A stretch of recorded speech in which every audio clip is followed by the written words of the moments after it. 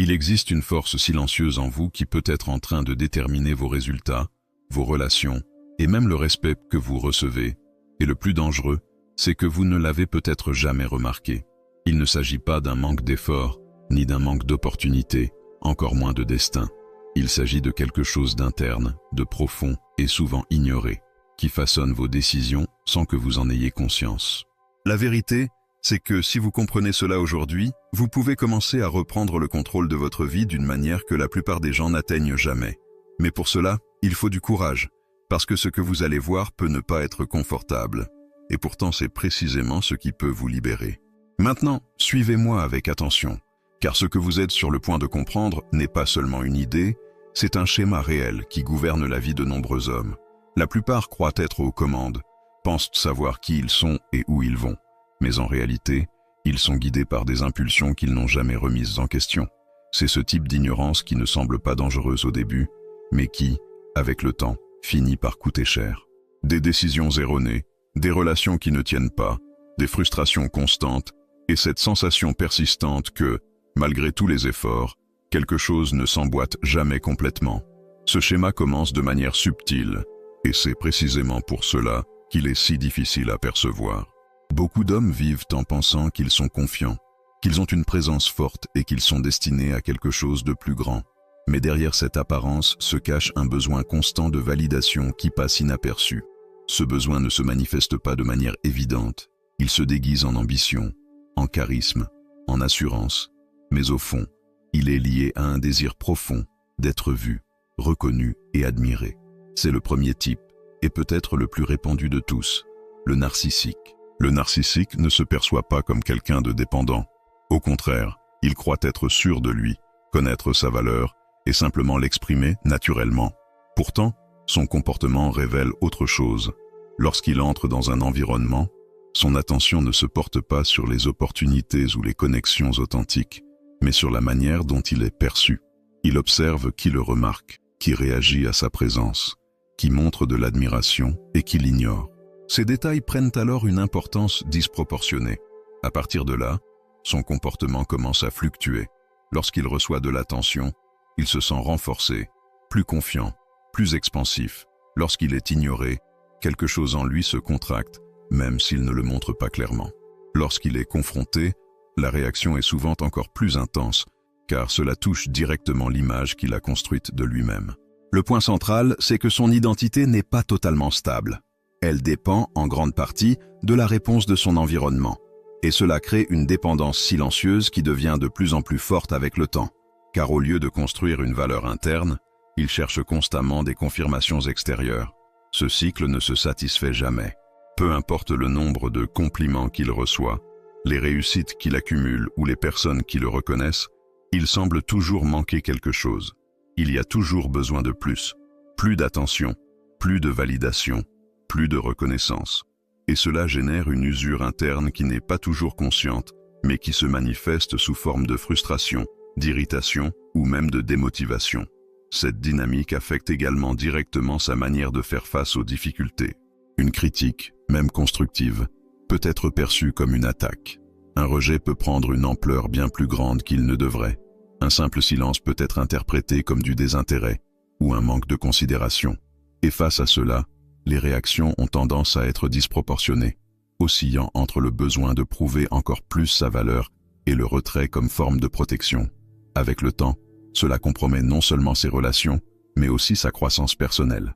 Parce qu'au lieu d'affronter la réalité avec lucidité et d'apprendre de ses erreurs, il commence à éviter les situations qui pourraient menacer l'image qu'il a construite. Et cela limite ses possibilités, même s'il ne s'en rend pas compte. De nombreux hommes finissent bloqués à ce stade, non pas par manque de capacité, mais parce qu'ils ne savent pas faire face à leur propre vulnérabilité. Une erreur devient un blocage, une frustration devient une raison d'abandonner, non pas parce qu'ils sont faibles, mais parce qu'ils ont construit une identité basée sur l'apparence de force, et non sur une force réelle. Le tournant se produit lorsqu'il y a prise de conscience, lorsque l'homme commence à percevoir que beaucoup de ses actions ne sont pas guidées par un véritable but, mais par un besoin d'approbation. Lorsqu'il comprend qu'il vivait davantage pour être reconnu que pour construire quelque chose de réel. Ce moment n'est pas confortable, mais il est absolument nécessaire. À partir de là, une possibilité de changement apparaît. Lorsque la validation externe cesse d'être le principal moteur, l'énergie commence à se rediriger autrement. Les décisions deviennent plus alignées avec des valeurs réelles et non avec des attentes extérieures. La posture devient plus stable, car elle ne dépend plus de la réaction des autres. Cependant, ce processus apporte un nouveau défi. En se libérant du besoin d'approbation, l'homme peut tomber dans un autre extrême. Au lieu de chercher à être admiré, il commence à chercher le contrôle. Il observe davantage, parle moins, analyse les comportements, les intentions et les schémas. Il commence à mieux comprendre les gens, leurs motivations, leurs fragilités et leurs intérêts. Ce mouvement peut sembler être une progression, et à bien des égards, il l'est réellement, mais il comporte aussi un risque. Car en essayant de ne plus dépendre des autres, il peut commencer à s'en éloigner émotionnellement. Les relations cessent d'être spontanées et deviennent stratégiques. Les interactions cessent d'être naturelles et deviennent calculées. Et c'est précisément à ce moment-là qu'apparaît le deuxième type, celui qui ne cherche plus l'approbation, mais le contrôle. Un profil plus froid, plus analytique et bien plus difficile à identifier. Mais cela doit être compris en profondeur, car cette transition peut sembler être une évolution, alors qu'elle peut aussi devenir une nouvelle forme d'emprisonnement. Maintenant que vous commencez à percevoir comment le besoin d'approbation peut emprisonner un homme sans qu'il s'en rende compte, il est essentiel de comprendre ce qui se passe lorsque cette phase est dépassée, ou du moins partiellement abandonnée. Car c'est précisément à ce moment que beaucoup pensent avoir enfin trouvé leur force, alors qu'en réalité, ils sont simplement entrés dans un niveau plus profond et plus silencieux de contrôle, un niveau où les émotions cessent d'être au centre et où la stratégie prend le dessus. Et c'est ainsi qu'apparaît le deuxième type, le machiavélique. Différent du narcissique, qui a besoin d'être vu, le machiavélique ne cherche pas à attirer l'attention. Il ne ressent pas le besoin d'être applaudi, ne poursuit pas une reconnaissance constante, et cela peut, à première vue, ressembler à de la maturité, de l'équilibre, de l'intelligence émotionnelle. Mais il y a quelque chose derrière cela qui doit être compris avec attention, car le machiavélique n'a pas abandonné le désir de pouvoir, il a simplement changé la manière de le poursuivre. Alors que le narcissique veut être admiré, le machiavélique veut contrôler, et cette différence transforme complètement sa manière de se positionner dans le monde. Il observe plus qu'il ne parle, écoute plus qu'il ne s'expose, analyse avant d'agir et réagit rarement de manière impulsive.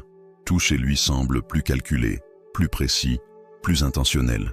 Il n'entre pas dans un environnement pour être remarqué, mais pour comprendre. Qui détient le pouvoir, qui influence qui est vulnérable, qui peut être utile. Et à partir de là, il commence à se positionner, non pas de manière évidente, mais de manière stratégique, en construisant son espace, en créant des alliances, en identifiant des opportunités que la plupart ne voient pas. Le machiavélique comprend quelque chose que beaucoup ne perçoivent jamais, que l'influence est plus puissante que l'apparence, que le contrôle est plus durable que l'admiration, et que celui qui domine un environnement n'a pas nécessairement besoin d'être au centre de l'attention, mais simplement de savoir déplacer les bonnes pièces au bon moment. C'est pour cela qu'il s'expose rarement de manière excessive, car il comprend que trop de visibilité peut devenir une vulnérabilité. Plus vous vous montrez, plus vous devenez prévisible, et le machiavélique évite cela autant que possible. Il préfère opérer en coulisses, là où il peut agir sans être remarqué, là où il peut observer sans être remis en question. Lorsqu'il parle, ce n'est pas par impulsion, c'est par stratégie. Chaque mot a un objectif, chaque silence aussi. Il sait que, bien souvent, ce qui n'est pas dit a plus d'impact que ce qui est exprimé, et il utilise cela avec précision. Les relations, pour lui, prennent également une autre forme. Elles ne reposent pas uniquement sur la connexion ou l'affinité, mais sur l'utilité, le positionnement, l'échange. Il ne méprise pas nécessairement les autres, mais il ne les idéalise pas non plus. Il les voit tels qu'ils sont, avec leurs qualités, leurs failles, leurs intérêts et leurs limites, et il utilise cette lecture pour mieux se positionner. Cela ne signifie pas qu'il est toujours froid ou distant. Au contraire, il peut être agréable, poli, voire charismatique lorsque c'est nécessaire. Mais il y a toujours une couche de contrôle derrière cela, une conscience constante de ce qui se passe autour de lui et de la manière dont chaque interaction peut influencer le résultat final. Cette capacité lui permet d'avancer dans de nombreux contextes où d'autres échouent, car tandis que certains agissent sous l'effet des émotions ou du besoin d'approbation, lui agit par calcul. Il ne se précipite pas, ne s'expose pas sans nécessité, ne réagit pas sans réfléchir, et cela lui confère un avantage réel. Cependant, cet avantage a un coût, et c'est là que peu de gens parviennent à voir clairement. Plus ils s'enfoncent dans ce schéma, plus ils s'éloignent des connexions authentiques, plus ils commencent à voir tout comme une stratégie, plus ils transforment les relations en mouvement et les personnes en pièces. Avec le temps, cela crée une forme d'isolement qui n'est pas immédiatement visible. Extérieurement, tout peut sembler fonctionner, les résultats apparaissent, la reconnaissance arrive, la position est conquise. Mais intérieurement, quelque chose commence à se perdre, la spontanéité, la légèreté, la capacité de faire confiance naturellement. Il commence à tout questionner, à tout analyser, à anticiper les trahisons possibles, à calculer les risques en permanence. Cela maintient l'esprit constamment actif, en alerte, en état de vigilance. Ce qui peut ressembler à de la force devient aussi un poids, car vivre en permanence en mode stratégique empêche le véritable repos, empêche l'abandon sincère, empêche la construction de relations où le contrôle n'est pas constamment nécessaire. Et peu à peu, cela crée une distance, non seulement avec les autres, mais aussi avec soi-même. Un autre point important est que le machiavélique peut tomber dans un piège silencieux, la croyance d'avoir toujours un coup d'avance, de mieux comprendre que les autres, d'être difficilement surprenable. Et ce sentiment de supériorité, même subtil, peut le conduire à sous-estimer des situations ou des personnes. Et c'est là que les failles apparaissent, car aucune stratégie n'est infaillible, aucun contrôle n'est absolu. Et lorsque quelque chose échappe à ses prévisions, l'impact peut être plus fort qu'il ne l'imaginait, précisément parce qu'il n'était pas préparé à ne pas contrôler. Il existe également une question encore plus profonde, celle du sens. Lorsque tout devient stratégie, le sens des choses peut commencer à se perdre. Les accomplissements deviennent davantage une question de victoire que de construction réelle, et cela crée un vide différent de celui du narcissique. Ce n'est pas un vide dû au manque de validation, mais un vide lié au manque de signification. Et c'est un point critique, car beaucoup restent dans cet état longtemps, croyant évoluer, alors qu'en réalité ils deviennent simplement plus efficaces dans le contrôle, sans être pour autant plus accomplis. C'est pourquoi la question à se poser ici n'est pas seulement de savoir si vous connaissez quelqu'un comme cela, mais si vous êtes en train de le devenir. Si vous avez commencé à observer plus que vivre, à analyser plus que ressentir, à contrôler plus que faire confiance, si vos relations sont devenues plus stratégiques que sincères, car cette transition est subtile, et lorsque vous vous en rendez compte, vous êtes déjà profondément installé dans ce schéma. Et malgré tout ce que cela peut sembler représenter comme une évolution par rapport à la dépendance à l'approbation, il existe une limite. Car lorsque le contrôle devient absolu, il cesse d'être une force et devient une prison. Maintenant, vous commencez à comprendre que sortir de la dépendance à l'approbation ne signifie pas nécessairement atteindre l'équilibre. Dans bien des cas, cela signifie simplement entrer dans une phase plus froide, plus contrôlée et plus distante, où la vie est guidée par la stratégie plutôt que par l'émotion. Le machiavélique incarne exactement cela. Quelqu'un qui a appris à observer, calculer et se positionner, mais qui, avec le temps, peut finir par se déconnecter de sa propre essence.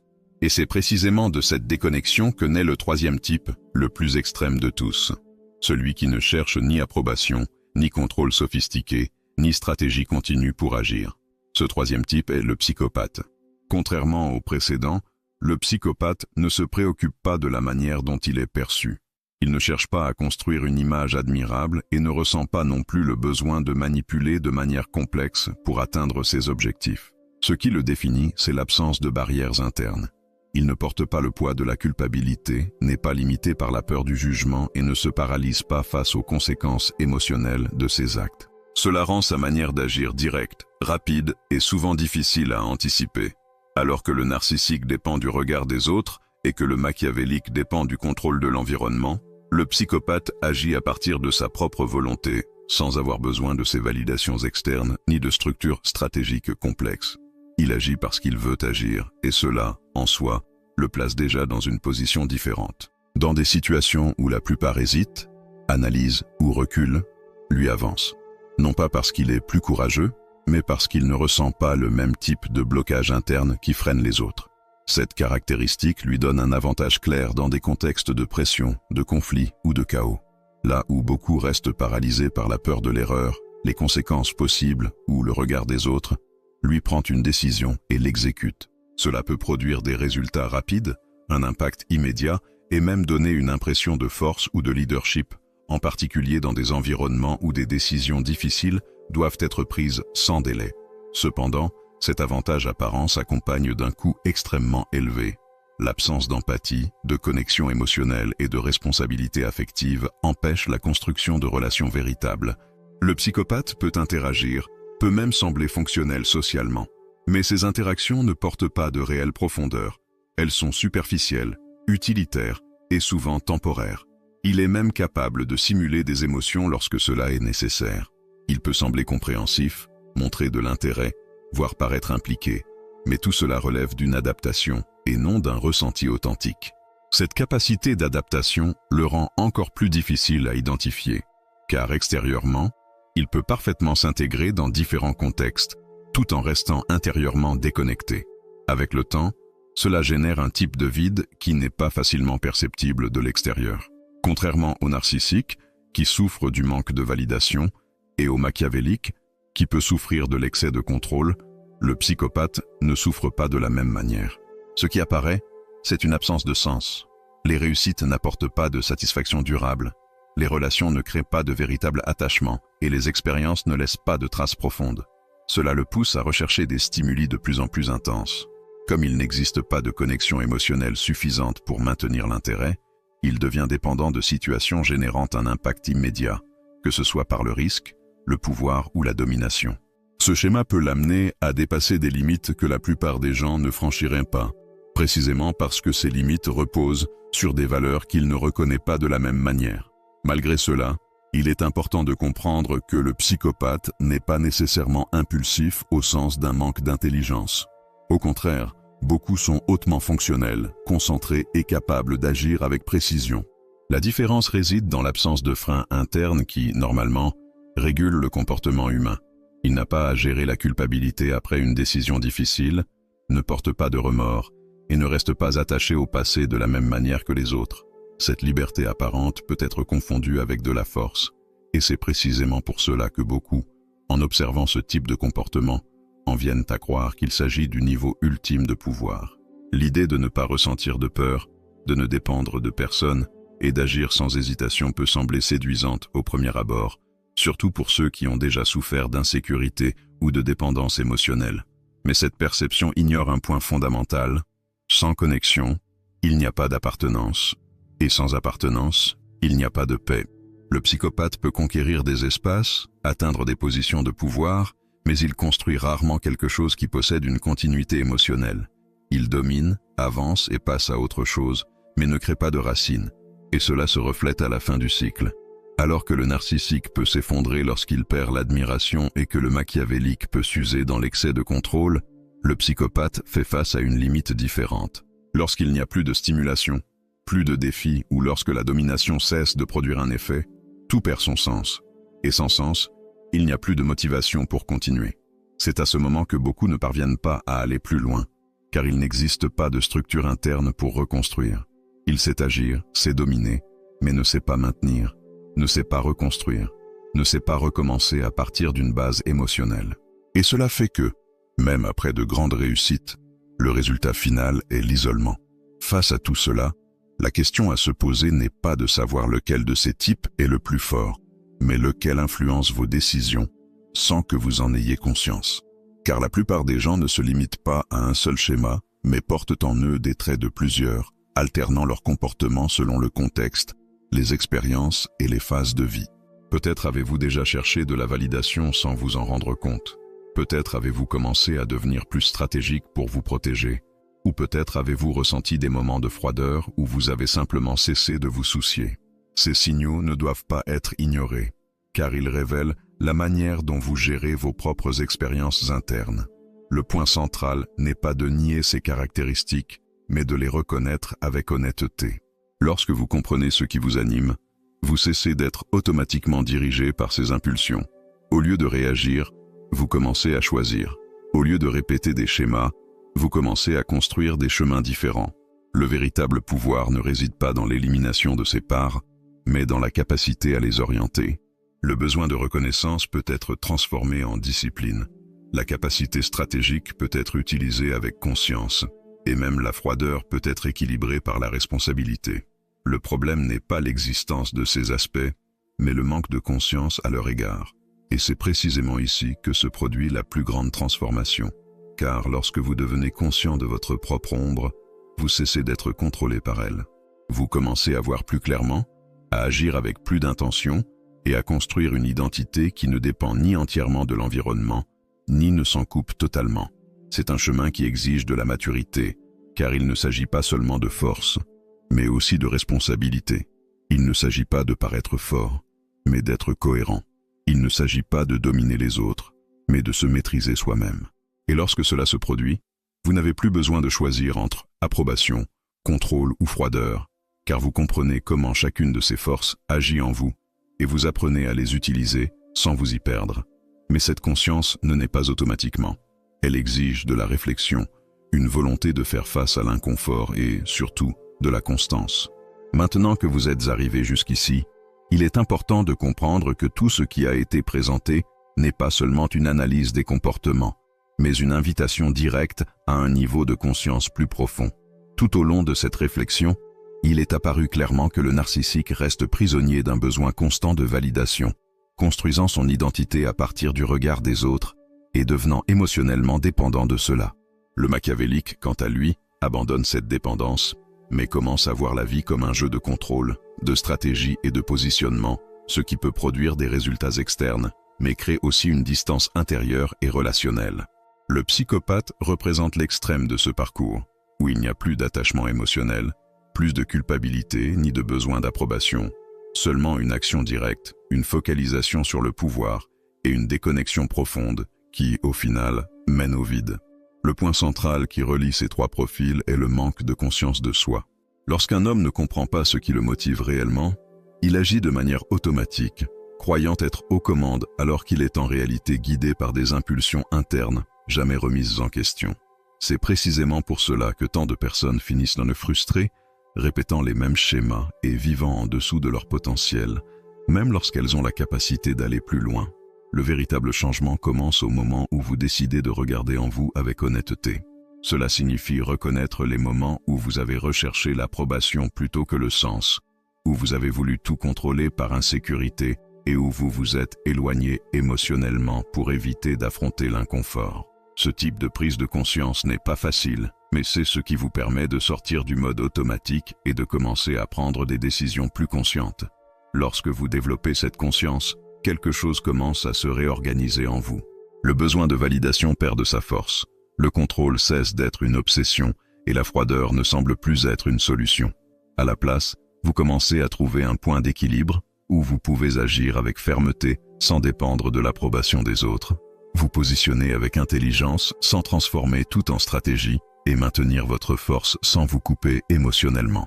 C'est ce type de pouvoir qui soutient réellement une vie solide, car il ne dépend pas de facteurs externes et ne repose pas sur des illusions.